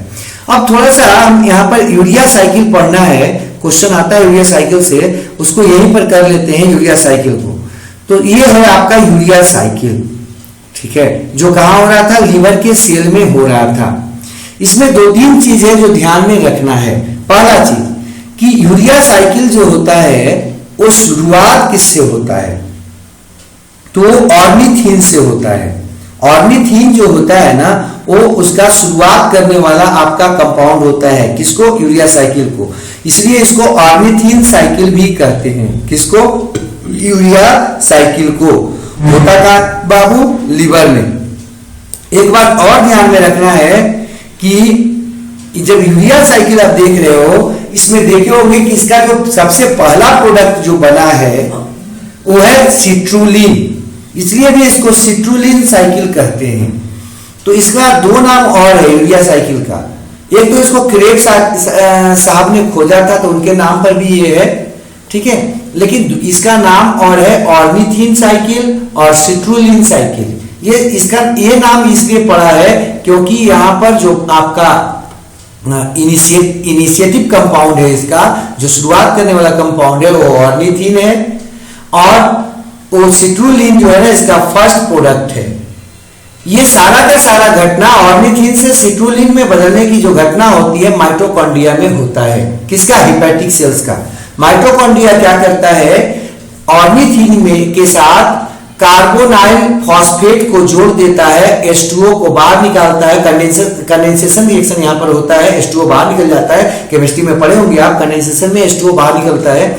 और ये क्या होता है, ऑर्निथिन कंडेंसेशन के द्वारा कार्बोनाइल फॉस्फेट के साथ जुड़ जाता है और सिट्रुलिन में बदल जाता है। कार्बोनाइल फॉस्फेट क्या है भाई, तो अमोनिया, CO2 और ATP, ये तीनों के मिलने से एक कंपाउंड बनता है जिसको बोलते हैं कार्बोनाइल फॉस्फेट। इस कार्बोनाइल फॉस्फेट को ही ऑर्निथिन किस आपका प्रोसेस के द्वारा, कंडेंसेशन प्रोसेस के द्वारा जोड़कर सिट्रुलिन में कन्वर्ट करता है और एटीपी लेता है, अमोनिया को और लेता है, एस्पार्टिक एसिड को लेता है, H2O को बाहर निकालता है और बदल जाता है कंपाउंड में जिसका नाम है आर्जिनोसक्सिनेट कंपाउंड। ठीक है, आर्जिनोसक्सिनेट कंपाउंड में बदल जाता है। आर्जिनोसक्सिनेट कंपाउंड जो ना स्प्लिट कर जाता है, फट जाता है आर्जिनिन के रूप में और फ्यूमेरेट के रूप में, आर्जिनिन के रूप में और फ्यूमेरेट के रूप में। फ्यूमेरेट का यूज आपके हुआ है सेल्स में और भी। और आर्जिनिन जो है ना वो आपका H2O को पकड़ता है और आर्जिनेज एंजाइम के मदद से वो क्या करता है, यूरिया को बाहर निकाल देता है। यूरिया आप शायद जानते होंगे, NH2CO और NH2, आप पढ़े होंगे शायद कि N2H4CO, ये आपका क्या है, सूत्र है यूरिया का। ये निकल गया। तो यहां पर क्या मिला भाई, लगा क्या देख लो, 2 NH3 लगा, 2 अमोनिया लगा। पहला कहा ऑर्निथिन में आकर जुड़ा और दूसरा एस्पार्टिक एसिड बनने के पहले सिट्रुलिन में आकर जुड़ा। तो 2 अमोनिया लगता है किसमें बाबू, आपका यूरिया साइकिल में जो लीवर के हिपैटिक सेल में होता है। एक आपका अमोनिया कहां लगा, जब ऑर्निथिन था तो ऑर्निथिन लिया पकड़ा और दूसरा सिट्रुलिन पकड़ा अमोनिया को, तो 2 अमोनिया लगता है। एक मॉलिक्यूल, 2 मॉलिक्यूल है ना, और एक मॉलिक्यूल जो है ना CO2 लगता है। CO2 को कौन पकड़ता है इस साइकिल में, तो CO2 को ऑर्निथिन पकड़ता है और बनता क्या है, तो ये आपका बन गया यूरिया, ये यूरिया हो गया और H2O निकलता है। यहाँ पर H2O कितना मॉलिक्यूल निकलता है, ध्यान रखिएगा, H2O 2 मॉलिक्यूल निकलता है और 1 मॉलिक्यूल लगता है। H2O 2 मॉलिक्यूल निकलता है और 1 मॉलिक्यूल लगता है। मतलब अगर टोटल इसका बोले कि H2O कितना मॉलिक्यूल निकलता है, तो केवल 1 मॉलिक्यूल निकलता है। ये जो देख रहे हो ऑर्निथिन से सिट्रुलिन तक का जो प्रोसेस है ये माइटोकॉन्ड्रिया में होता है। बाकी जो इधर से देख रहे हो सिट्रुलिन से जो कन्वर्ट होता है वो आपका ऑर्निथिन में, सिट्रुलिन से ऑर्निथिन में, ये साइटोप्लाज्म में होता है। किसका, हिपैटिक सेल का। ठीक है, तो यूरिया साइकिल आपको कंप्लीट हो जाना चाहिए। फिर से हम बोल दे रहे हैं, यूरिया साइकिल में टोटल कितना अमोनिया लगा, 2 मॉलिक्यूल। CO2 कितना मॉलिक्यूल लगता है, 1 मॉलिक्यूल। वाटर कितना मॉलिक्यूल निकलता है, 2 मॉलिक्यूल। लगता है कितना मॉलिक्यूल, 1 मॉलिक्यूल। और एटीपी कितना लगता है, 3 गो एटीपी लगता है। ध्यान रखिएगा, 1 एटीपी और एक एटीपी निकल लगा सिट्रुलिन से क्या, आर्जिनोसक्सिनेट बदलने में, और 2 एटीपी लगता है ऑर्निथिन से सिट्रुलिन बदलने में। ठीक है, तो अब यहाँ पर क्या क्या बात दिमाग में रखनी है कि यूरिया साइकिल कहाँ होता है, लीवर सेल में होता है या हिपैटिक सेल में होता है। यूरिया साइकिल कंप्लीट होता है 2 जगह पर, एक माइटोकॉन्ड्रिया में और दूसरा साइटोप्लाज्म ऑफ हिपैटिक सेल में, या साइटोसोल जिसको बोले हैं लिक्विड में। अब ये जो आपका माइटोकॉन्ड्रिया में होता है उसमें होता क्या है, तो ऑर्निथिन जो है वो आपका कार्बोनाइल फॉस्फेट जो है ना, उसमें कौन कौन से थे, NH3, CO2 और 2 ATP, ये तीनों आपस में जुड़कर कार्बोनाइल फॉस्फेट बनाते हैं। और कार्बोनाइल फॉस्फेट ऑर्निथिन के साथ कंडेंसेशन के द्वारा जुड़ जाता है और जुड़कर क्या बनाता है, सिट्रुलिन बनाता है। तो इसका जो है ना इनिशिएटिव कंपाउंड कौन है, ऑर्निथिन। फर्स्ट प्रोडक्ट कौन है, सिट्रुलिन। और यूरिया को निकालने वाला कंपाउंड कौन है, आर्जिनिन। ध्यान रखिएगा, तो आर्जिनिन से यूरिया निकलता कहाँ है, साइटोप्लाज्म में या साइटोसोल में। और ऑर्निथिन साइकिल की शुरुआत कहाँ होती है, तो आंख बंद करके बता दीजिएगा, माइटोकॉन्ड्रिया में। तो ऑर्निथिन साइकिल की शुरुआत हुई माइटोकॉन्ड्रिया में, ऑर्निथिन साइकिल समाप्त कहाँ हुआ, तो आपका हुआ साइटोप्लाज्म में, और फिर आपका माइटोकॉन्ड्रिया में चला गया। तो ये हम आपको बता रहे थे यूरिया साइकिल के बारे में। अब इसी बात को थोड़ा सा लिखे हैं। हम आपको बताएं कि यूरिया साइकिल जो है वो आपको यहाँ पर लीवर में के द्वारा होता है, लेकिन लीवर से उसका कोई खास संबंध इसलिए नहीं है कि यूरिया साइकिल अलग है, एक्सक्रीशन का मैटर है। ये रियली में अधिकांश लोग इसको एक्सक्रीशन में ही बता देते हैं, लेकिन चूंकि ये लीवर का पार्ट था इसलिए हम आपको यहाँ बता दिए। अब यूरिया साइकिल जो है इसको नोट में कर सकते हो या ऐसे भी डायरेक्ट कर सकते हो। यूरिया साइकिल जो हेपेटिक सेल ऑफ लीवर में होता है, सबसे पहले इसको खोजा कौन था? हैंस क्रेब्स और कर्ट हेंसलेट ने, ठीक है। इसीलिए इसका नाम जो है ना हम लोग और क्या देते हैं, तो इसका नाम हम लोग और क्या दे देते हैं, इसका नाम क्रेब हेंसलेट साइकिल भी कहते हैं। क्रेब हेंसलेट साइकिल कहने का रीजन क्या है भाई? तो इसको खोजा कौन था? क्रेब और हेंसलेट साहब ने। नेक्स्ट अगला बात कि इसको ऑर्निथिन साइकिल या सिट्रोलिन साइकिल या आर्जिनिन साइकिल भी बोलते हैं। आपको क्यों बोलते हैं वो आपको पीछे बता दिए थे। हाँ, और उसके बाद हम आगे बढ़ते तो अगला बात आता है कि ये स्टार्ट कहाँ होता है? माइटोकॉन्ड्रिया में, लेकिन समाप्त कहाँ होता है? साइटोप्लाज्म में। और इसमें क्या क्या होता है तो इसको फिगर से देख सकते हैं और जो हम आपको बना के दिखाए हैं। यूरिया साइकिल जो है ना वो सबसे पहले शुरुआत तो उसी से हुआ था भाई। तो देखो अमीनो ग्रुप उधर आया था, अगर थोड़ा सा भी याद करो तो देखो अमीनो ग्रुप सबसे पहले आया था। सबसे पहला जो इसका यहाँ पर इवेंट है वो कौन है? अमीनो ग्रुप का निकलना। ये अमीनो ग्रुप निकलता कहाँ से? अमीनो एसिड से निकलता है, और अमीनो एसिड से निकलकर अमोनिया के रूप में कन्वर्ट कर जाता है कौन? Amino group. अब ये जो अमोनिया है वो CO2 और ATP के साथ क्या होता है? जुड़ जाता है। CO2 और ATP के साथ जुड़कर वो क्या करता है? कार्बोनाइल फॉस्फेट बनाता है और ऑर्निथिन के साथ कंडेंस्ड हो जाता है और क्या बनाता है? सिट्रोलिन बनाता है। फिर यहाँ पर बता रहे हैं स्पार्टिक एसिड या अमोनिया जो है, स्पार्टिक एसिड और अमोनिया जो है ना वो कंडेंस हो जाता है सिट्रोलिन के साथ ATP के उपस्थिति में, और क्या बनाता है? आर्जिनिन सक्सिनेट बनाता है। पीछे के ये सब है भाई, देख लेना यहाँ पर, है ना। आर्जिनिन सक्सिनेट बनाता है, ये हो जाएगा सब। इसी बात को वहां पर लिखे हैं, इसको ध्यान दे देना है। अब आर्जिनिन जो सक्सिनेट था वो स्प्लिट कर जाता है आर्जिनिन के रूप में और फ्यूमेरेट के रूप में। आर्जिनिन जो है ना आर्जिनेज एंजाइम के रूप में क्या करता है? यूरिया दे देता है और निथिन दे देता है, और ये आपका एक मॉलिक्यूल वाटर को लेता है। ये आपका हो गया यूरिया साइकिल। तो लीवर करीब करीब समाप्त हो गया। लीवर में अगर किसी को कुछ समस्या होगा तो इसके बाद हम लोग जो है ना बात कर लेंगे, जैसे ही चैप्टर समाप्त होगा हम लोग इस पर बात कर लेंगे।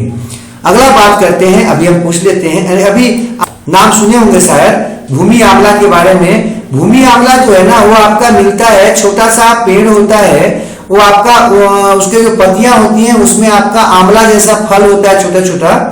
उस भूमि आंवला के जड़ को काट के हटा के और उसको धोकर उसके क्या बोलते हैं वो पूरा पौधे को और ठीक से पीस के उसको अगर जो है ना पिलाया जाए लोग को तो जॉन्डिस में बहुत जबरदस्त पैदा करता है। लीवर के किसी भी बीमारी में वो बहुत ज्यादा कारगर होता है।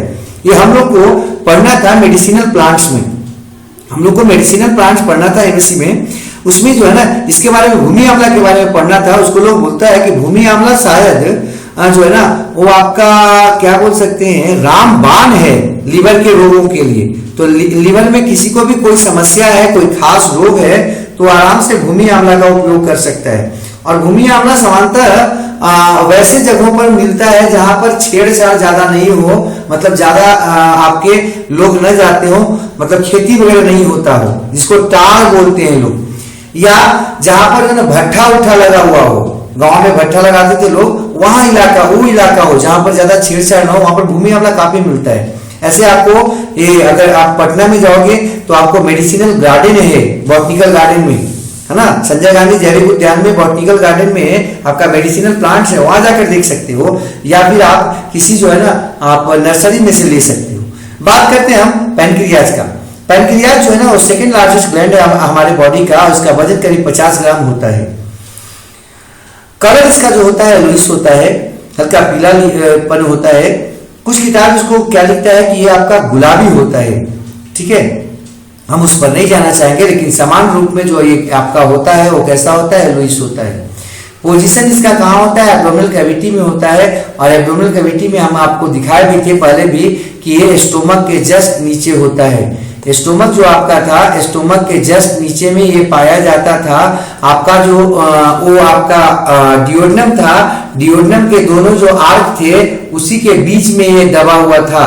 अगर थोड़ा बहुत भी आपको पीछे का याद हो तो, अब अगर याद नहीं है तो कोई बातें नहीं है, ठीक है। हम ऐसे फिर से एक फिगर पर आ जाते हैं। ये डियोडनम का स्थिति है, ठीक है, ये डियोडनम है। डियोडनम जो है इसके जस्ट ऊपर में यहाँ पर आपका क्या था, स्टोमक था, ठीक है। ये स्टोमक का भाग था, यहाँ पर स्टोमक था। ये स्टोमक के जस्ट नीचे यही है आपका क्या, पैनक्रियाज। पैनक्रियाज को देख लो, पैनक्रियाज में क्या क्या चीज यहाँ पर महत्वपूर्ण है। पैनक्रियाज में देखो 2 ग्लैंड निकला है, सॉरी 2 आपका नली निकला है। एक नली जो है ना एसेसरी पैनक्रियाटिक डक्ट कहलाती है, वो हेड रीजन से निकला है और सीधे चला गया है कहाँ पर, डियोडनम में खुलता है लीवर के खुलने के जस्ट पहले। लीवर के खुलने की पहले खुल जाता है कौन, पैनक्रियाज। तो अगर क्वेश्चन आ जाए कि सिक्रीशन जो होता है पैनक्रियाज का, लीवर का, सबसे पहले स्मॉल इंटेस्टाइन में या डियोडनम में कौन जाता है, कौन सा सिक्रीशन जाता है, तो आंख बंद करके आप बता सकते हो कि पैनक्रियाज का जो सिक्रीशन होता है वो सबसे पहले जाता है किसमें, डियोडनम में। उसके बाद लीवर और पैनक्रियाज दोनों का मिला जुला सिक्रीशन बाहर जाता है। देखो ये पैनक्रियाज जो है ना उसको 3 भाग में बांटा जा सकता है। देखो एक ये जो रीजन देख रहे हो जो आपका डियोडनम के दोनों आर्क में ऐसे फंसा हुआ है बीच में, ठीक है, देख रहे हो ना, ये आपका हम आपको थोड़ा सा दिखा दे रहे हैं यहाँ पर करके। ये जो रीजन आप यहाँ से यहाँ तक का देख रहे हो जो आपका किसमें पड़ा हुआ है, डियोडनम के अंदर पड़ा हुआ है, इसको बोलते हैं हेड। तो ये पैनक्रियाज का हेड रीजन है। ये जो रीजन है यहां तक का, इसको बॉडी बोलते हैं, सेकेंड पार्ट। और ये थर्ड है टेल। तो आप पैनक्रियाज को 3 भाग में बांट सकते हो, बॉडी, टेल और हेड, ठीक है।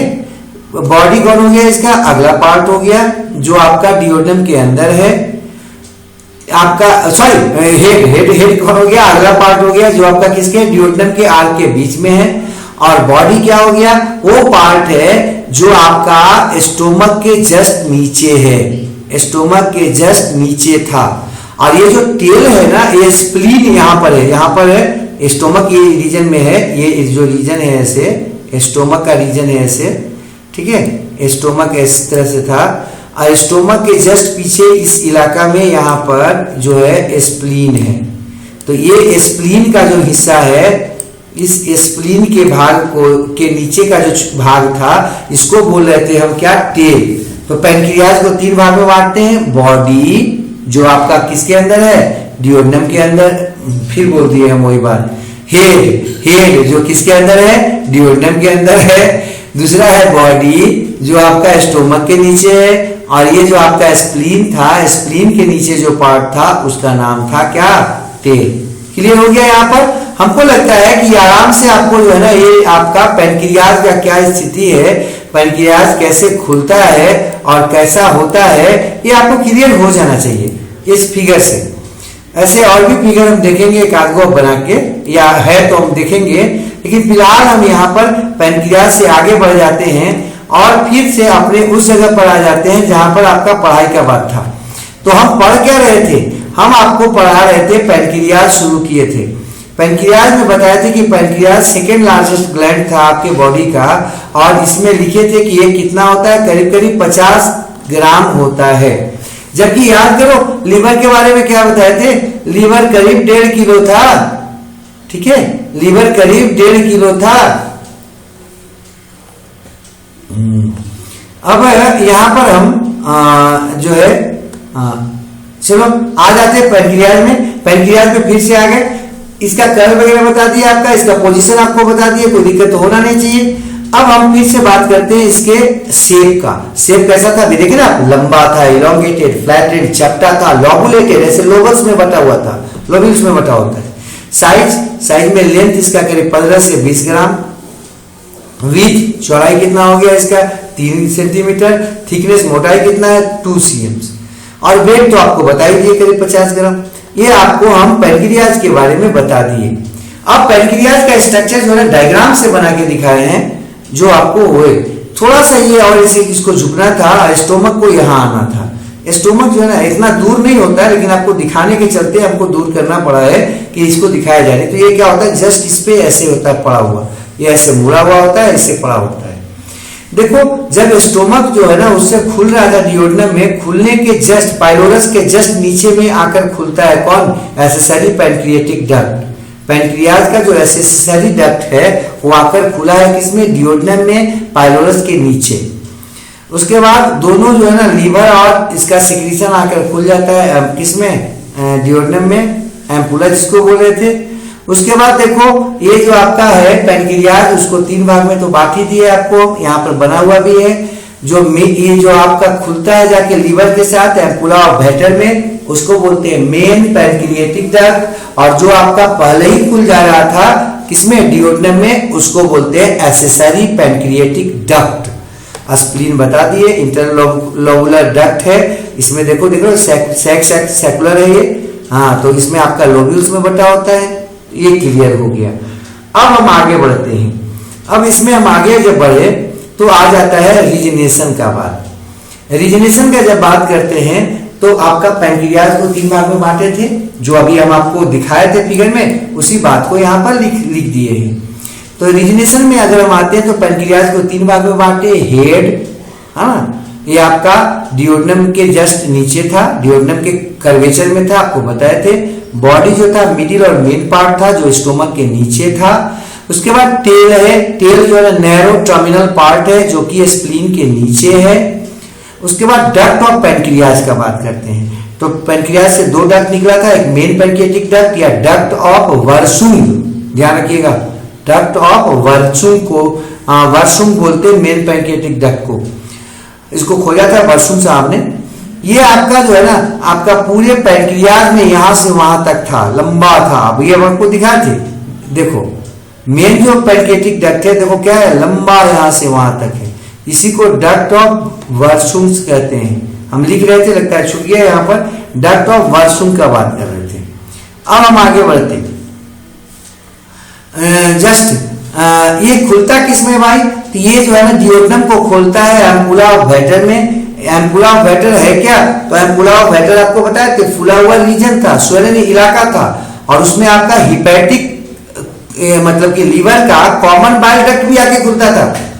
ठीक है, तो कॉमन बाइल डक्ट जो है वो आपका यहाँ आकर खुला है, और किसके साथ, पैनक्रियाज के साथ हिपैटो पैनक्रियाटिक डक्ट बनाया है, या जिसको एम्पुला ऑफ वेटर बोलते हैं। अगला accessory pancreatic duct. Accessory pancreatic duct को डॉर्सल डक्ट भी बोलते हैं, या डक्ट ऑफ सैंटोरिनी भी बोलते हैं। ये सैंटोरिनी डक्ट है, देखो ये डक्ट ऑफ सैंटोरिनी, जो डॉर्सल साइड में जाके खुल जाता है, किसके, पैनक्रियाज के पहले। अब यहाँ पर आ जाइए, ये आपका वेंट्रल सर्फेस से निकलता है, निकला था नीचे से, देख लीजिएगा ऐसे, ये निकला है नीचे से, देख रहे हैं, निकला है नीचे से, अब खुला कहाँ है, डॉर्सल भाग में आके खुला है, ध्यान रखिएगा। तो इसमें आ रहे थे एक्सेसरी पैनक्रियाटिक डक्ट में, ये आपका वेंट्रल सर्फेस से निकला है, किसके, हेड रीजन से, और खुल जाता है डियोडेनम में करीब 7 से 8 सेंटीमीटर नीचे, जस्ट पाइलोरस के। अगला है डियोडेनम जो है ना वो आपका सबसे पहला सिक्रीशन किससे लेता है, पैनक्रियाज से, और वो किसके पहले, लीवर के पहले, ध्यान रखना है। उसके बाद हिस्टोलॉजी ऑफ द पैनक्रियाज शुरू करना है। हिस्टोलॉजी ऑफ पैनक्रियाज में थोड़ा सा शुरू कर लेते हैं ना तो, और उसके बाद जो है सो हम आगे देखेंगे। तो हिस्टोलॉजी ऑफ पैनक्रियाज में हम बात कर रहे थे। हिस्टोलॉजी मैंने पहले बताया था ना पीछे भी। हिस्टोलॉजी का मतलब क्या होता है, हिस्टोलॉजी का मतलब होता है आपका स्टडी अबाउट किसके बारे में, स्टडी अबाउट आपका सेल्स के बारे में, टिश्यू के बारे में, टिश्यू के बारे में जो आपका स्टडी होता है उसको बोलते हैं हिस्टोलॉजी। अब हिस्टोलॉजी में जो है ना, हिस्टोलॉजी में हम आगे जब बढ़ते हैं तो क्या देखते हैं कि जो पैनक्रियाज था उसके बाहर में एक कवरिंग होता है, उस कवरिंग को कहते हैं, कौन सा कवरिंग, कैप्सूल कहते हैं। हम आपको कल भी बताए थे कि कैप्सूल का मतलब ही यही समझ लेना, कवरिंग लेयर। दवा में जो कैप्सूल कहते हो ना, कैप्सूल कवर को क्या कारण उसका नाम कैप्सूल पड़ा है, तो कैप्सूल का मतलब होता है कवरिंग। अब कवरिंग जो है यहाँ पर थीन होता है, लूज कनेक्टिव टिश्यू का बना होता है और ये पैंक्रियाज को कवर करता है, कोई दिक्कत नहीं होना चाहिए। सेप्टा जो होता है ना वो अंदर को इसको कई भाग में डिवाइड करता है और इसको बोलते हैं लोब्यूल। लोब्यूल वहां भी बात की थी, लीवर में भी। एकदम दिमाग में रखना है, सब जगह एक ही बात आने वाला है, इसलिए नया चीज नहीं है कुछ, थोड़ा बर्दाश्त कीजिए, फिर आपको जो है पढ़ना नहीं पड़ेगा, खुद होने लगेगा, ठीक है। अब लीवर का जब हम बात करते हैं तो लीवर में आपको बताया था लोब्यूल के बारे में, और उस लोब्यूल में भी आपको हम अंदर जाके पढ़ाए थे। यहां पर आते हैं पैंक्रियाज में। लोब्यूल जो होता है इसका वो स्ट्रक्चरल और फंक्शनल यूनिट है किसका, पैंक्रियाज का। और इसी तरह से उसमें भी बताए थे, लीवर में भी बताए थे कि लीवर का जो फंक्शनल और स्ट्रक्चरल यूनिट था वो भी कौन था, लोब्यूल था। तो सोचो एक याद रखेंगे तो सब में याद हो जाएगा। तो वहां पर आपको लगा होगा कि लोब्यूल नया शब्द आ गया, यहां देखिए फिर से लोब्यूल आ गया। लोब्यूल कुछ नहीं है, लोब्यूल लोब का छोटा हिस्सा, लोब्यूल है ना, छोटा लोब, बड़ा था तो उसको क्या बोलते हैं, लोब, हिस्सा है। लोब्यूल मतलब होता है हिस्सा, अगर शुद्ध हिंदी बोले तो छोटा हिस्सा लोब्यूल, और बड़ा हिस्सा लोब हो जाएगा। लोब्यूल जो है स्ट्रक्चर और फंक्शन यूनिट हो गया। प्रत्येक लोब्यूल जो होता है पैंक्रियाज का उसमें एक्सोक्राइन ग्लैंड या पार्ट और इंडोक्राइन पार्ट दोनों होता है। तो हम लोब्यूल का जो बात कर रहे थे, लोब्यूल आपको बता दिए कि ये क्या है, स्ट्रक्चरल और फंक्शनल यूनिट है किसका, पैंक्रियाज का। और ये आपका इसमें दोनों चीज होता है, एक्सोक्राइन पार्ट भी होता है, इंडोक्राइन पार्ट भी होता है। हमको लगता है कि अब आपको यहाँ पर जो है ना रोका जा सकता है ताकि